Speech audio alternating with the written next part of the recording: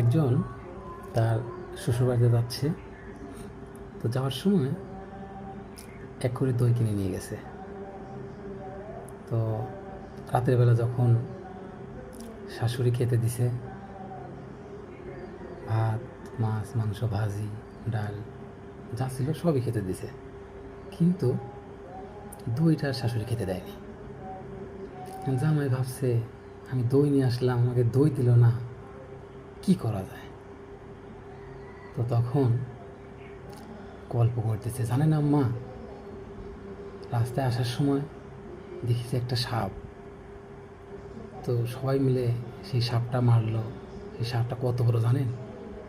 ঠিক এখান থেকে ওই দইয়ের খুঁটি পর্যন্ত। তো তখন শাশুড়ি বলতেছে, ওরে বাবা, তোমার তো দই দেওয়ার কথাই মনে নেই, নেও বাবা দই খাও, দই খাও, দই খাও।